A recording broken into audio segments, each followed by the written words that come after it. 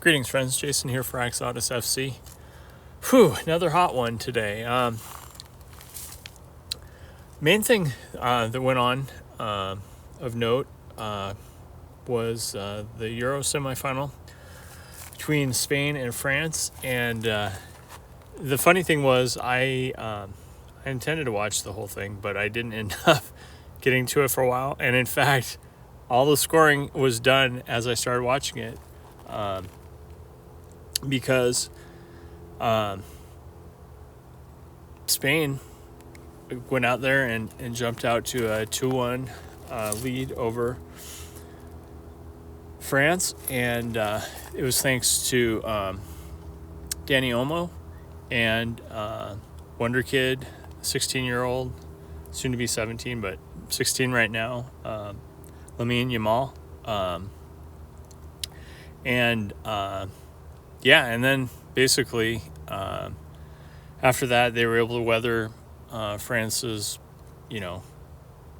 offensive push to get back into it and hang on for the win. So regardless of what happens with England, Netherlands, I think it's going to be a very exciting final, because it's going to be at least one offensive-minded team. Spain, to me, is looking like the favorite by far. They'll have more of their players that were suspended back. Things are looking great for them. And it's fun just to see a young guy like Yamal be able to just burst onto the scene and, leave his mark. Play like he belongs. And so that's definitely something about soccer that's unlike any other professional team sport, is you just don't see teenagers in any other sport being able to compete. But that's the beauty of soccer or football.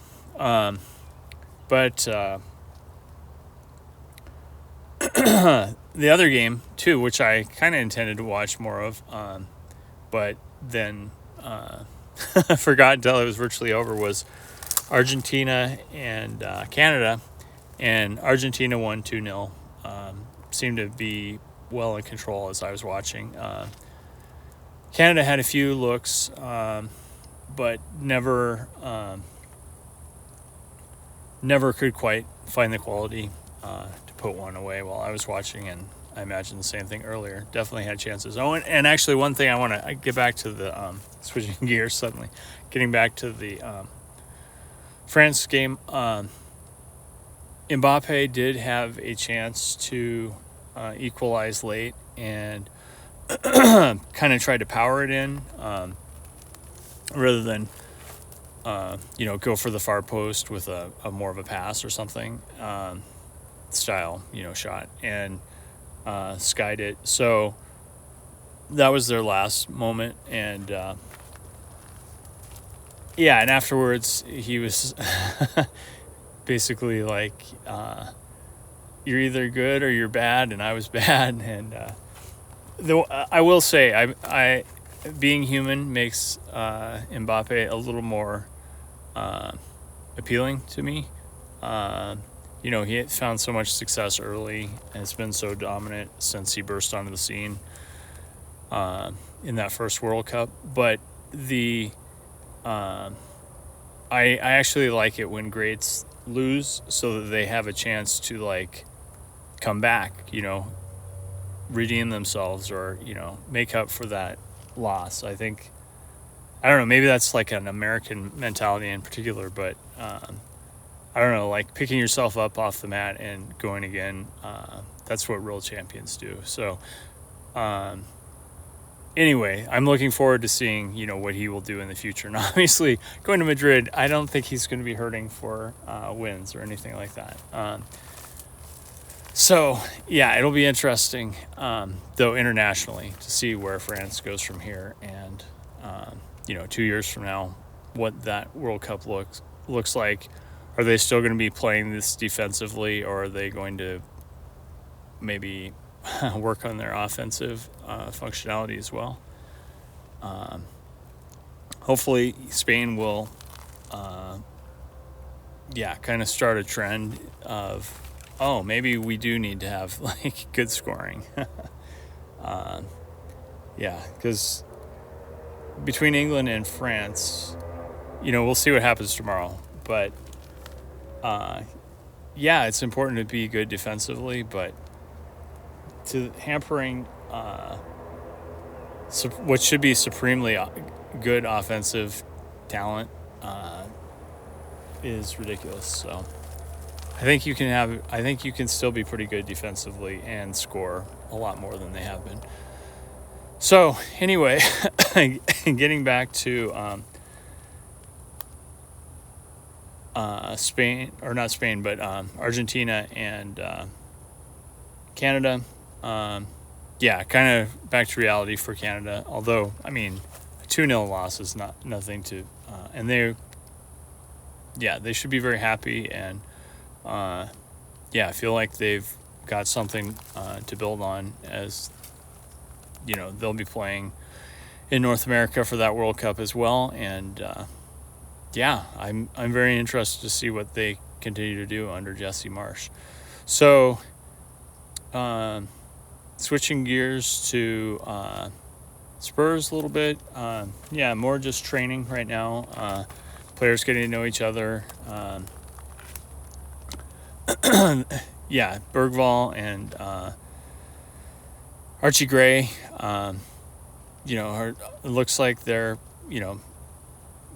getting to know each other, and that's the young bromance that Spurs fans are eager to see come to fruition, I guess you'd say. And you think about it, Spurs have had a pretty good recent history of we had Dyer and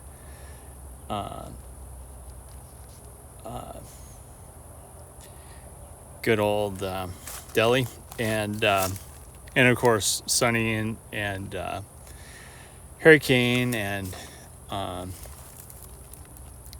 so many. But anyway, you always like to see those partnerships on the pitch, and I'm looking forward to seeing, especially in the preseason, there should be more opportunity with many players out to see what happens with that. The big game tomorrow, of course, England, Netherlands. Will Mickey be playing in the final, or will England? That's should be interesting. And actually, the other thing is too, Netherlands is a team that's been scoring a fair amount of goals. So if they win, I mean, expect a good offensive battle, and you've always kind of got the Spain and France connection in terms of, or not France, Spain and Netherlands in terms of the Johan Cruyff to Barcelona, kind of the style, history connection. So that's an interesting matchup if that happens. But really liking the way Spain is playing. And actually, I got to shout out Dani Olmo. He's been fantastic this tournament. And the funny thing is, he's been coming off the bench a lot. I mean, Pedri was the guy that he replaced, and he has taken advantage of that opportunity and hasn't looked back. And I've been impressed with him since the start of last season, when shortly after Harry Kane went to Bayern. And the first game, was that whatever they call it, the Super Cup or whatever, between RB Leipzig and Bayern. And that was the game where Dani Olmo really broke into my consciousness in terms of he had a hat trick. Leipzig dominated Bayern, and he had a very good season. And he's a guy, I think he's certainly a guy Spurs would love to have, but I don't think there was ever a possibility of that in my mind. And I don't think we were ever really. I think it was a name that was tossed out, but not one that we were strongly linked to or anything. Because I imagine he'll be. I'd kind of be shocked if he doesn't make a big jump to like someone snaps him up. I don't know. Actually, I don't know what his transfer fee would be, but anyway, he seems like an appealing target for a big club, bigger than RB Leipzig, to grab. So, kind of interested to see what happens with that. But anyway, that's all I got for tonight. As always, thanks for tuning in. And England, let's hope tomorrow you follow Tottenham's motto, and remember, to dare is to do.